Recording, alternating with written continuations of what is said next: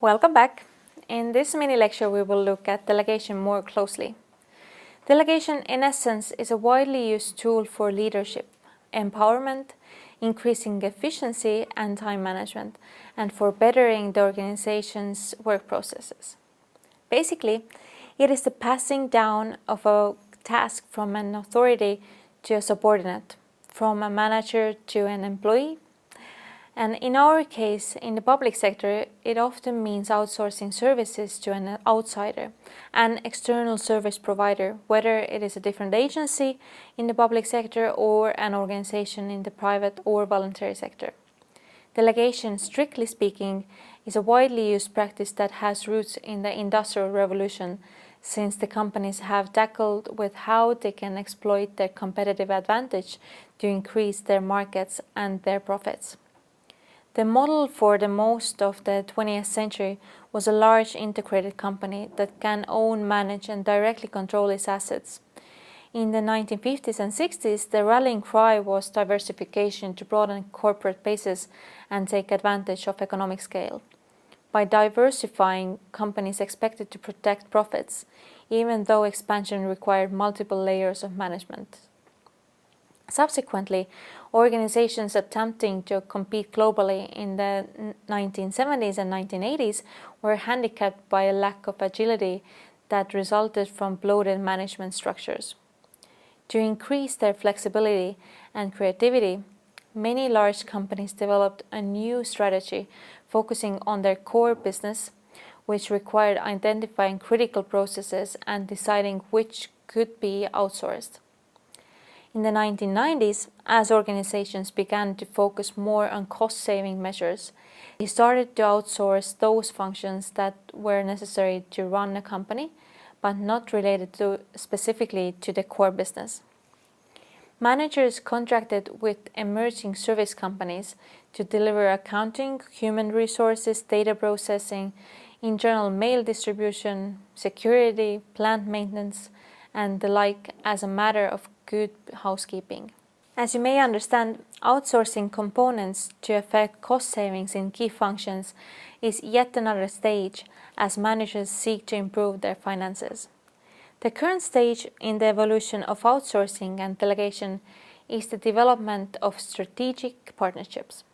Until recently, it had been obvious that no organization would outsource core competencies, those functions that give the company a strategic advantage or make it unique. But the focus today is less on ownership and more on developing strategic partnerships. Consequently, organizations are more likely to select outsourcing more on the basis of who can deliver more effective results for a specific function than on whether the function is core of commodity. Although it may seem like a good idea, but delegation is not dumping. Why are companies delegating? Here are a few reasons for that. For example, reducing and controlling operating costs. As a general rule, costly actions will be decided at the upper level of management. Cost may be in terms of money and such intangibles as the goodwill of the organization. For example, the decision of the airplane company to buy airplanes will be made at first or second level. In earlier periods, cost or headcount reduction were the most common reasons to outsource, but in today's world, the drivers are often more strategic and focus on carrying out core value-adding activities in-house where an organization can best utilize its own core competencies. Some additional aspects may affect the decision whether or not to delegate services. The desire of uniformity of policy for those who value consistency above all favor centralized authority.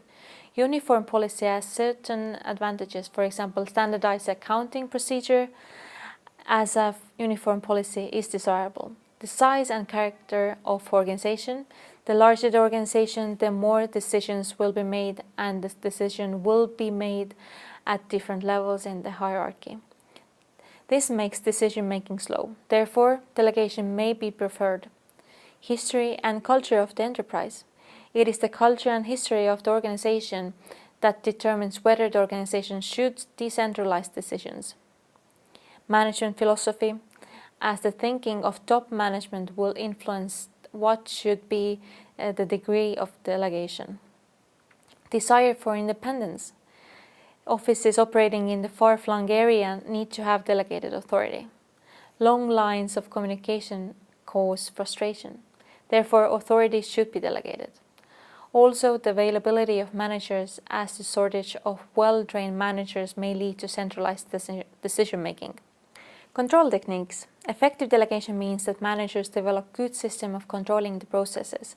The critical areas for successful outsourcing program could be identified as understanding company goals and objectives, having a strategic vision and plan, selecting the right vendor, ensuring an ongoing management of the relationships, having a properly structured contract, open communication with affected individuals or groups, senior executive support and involvement, careful attention to personnel issues, short-term financial justification and political motivation.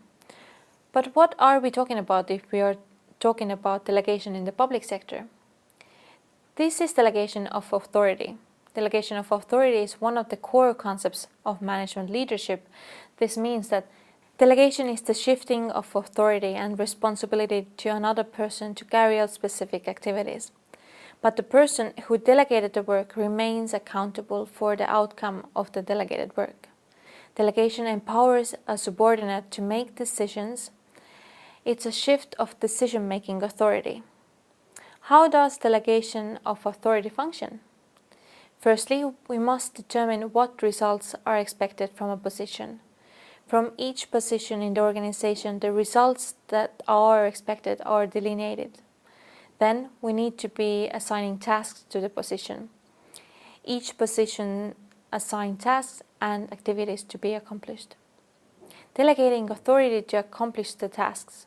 Then each position is delegated authority to accomplish a assigned task, holding the person responsible for task completion. And finally, the completion of task is the responsibility of the person holding the position. How can delegation in the public sector be characterized? Initially, it was suggested that public sector servants are lacking the motivation to provide efficient and reliable and good quality public services due to the monopoly nature of public sector. On one hand, competition can be seen as a motivational factor for providing better services, but on the other hand, it also creates a chance to include experts and innovative practices. Delegation can increase the freedom of choice, the flexibility of service provision, and decrease the state's input. Also, it creates an opportunity to include private sector investments in the service delivery process, and thus creates an opportunity to increase innovativeness of services. Government or local government delegates the process of delivery to a private sector, non-profit, or to any other organization. At the same time, it keeps the control and responsibility for delivering the service. Usually, the responsibility to finance the service is divided between the government, local government, and the final consumer of the service. But there are several ways how this can be handled. Agency may pay for all the cost. Other investors are involved in the financing process as well. National funds, international funds, private sector investments, individual donations, and so on. And partly funds from the consumer of the service. If there is a lack of potential and suitable providers who could take over the delivery of the service, then the government or local government continues providing the service. So here is the next question. If we do all that and the processes and services are delegated successfully, what could be the benefits of delegation? Some of the benefits can be that there could be innovation in service delivery together with efficiency and cost savings. Different sections of an organization or service delivery machine will have more autonomy in making decisions. We could also be talking about potentially improved service quality for the service users. Also, higher reliability may result by using a reputable specialist provider. better quality of business procedures and services, empowering smaller partners to be included in the decision-making processes. What else could there be? However, while it is easy to find supporting arguments for successful delegation, then unsuccessful delegation of authority and services in that matter may cause many problems. But is delegation really a cure for energizing public services? Probably not, because successful results can only be achieved if there is competition among service providers, if it is easy to measure the delivery and quality of the service, if it is relatively cost efficient and easy to change the service provider. Delegating service provision can fail if it is not done because of the right reasons, if services are not delegated for practical reasons, but instead because this is something that should be done. Also, if service delegation is carried out for hidden political reasons. The problems may also be found in the following: loss of control when the organization or manager may think that subordinates do not achieve assigned responsibilities. The same standards and mission that drives your company may not drive the outsourcing company. Or inequality problems, for example. This is an issue that can go together with the first point, loss of control, as the outsourcing company will be motivated by different drivers. It is possible that you will lose the ability to control and respond to changes in the public sector or business environment. Next, incompetent subordinates or partners.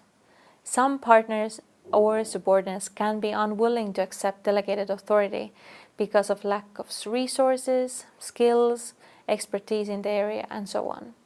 Moreover, there may be a reluctance towards delegating authority if there is an environment of distrust in an organization. There may also be a lack of ability to make sound decisions, the unwillingness of managers and their inability to consider delegation as an opportunity. Instead, they should be receptive towards giving subordinates a chance to make decisions, willingness to let go, willingness to let others make mistakes, and willingness to trust subordinates. Cost of processes comes an issue when problems arise if a contract does not cover all potential upcoming problems or issues. Complexity of organization, for example. There may also be a threat to security and confidentiality. Some functions cannot be outsourced just to any company or partner. Fear of subordinates, partners, organizations, managers are reluctant to delegate authority if they fear that it will expose their shortcomings. They may feel that subordinates or partners will perform better and may create problems for them, managers or the organizations. Lack of motivation. Lack of motivating environment discourages partners to take responsibility and to accept authority. A question can be asked: why should an organization or a partner accept the delegation of authority at all? Is the rationale in the client base, partnership with a public sector organization, or resources? And lastly, unclear understanding of ownership. Problems may arise if organizations and or the subordinate do not have a clear understanding and set contract about the processes or services ownership. Who is to be blamed if something goes wrong? In some cases, the issue of responsibility is defined in laws and contracts, but on some instances, the owner of the process is still unclear. Thank you for your attention and stay tuned for the coming mini lectures.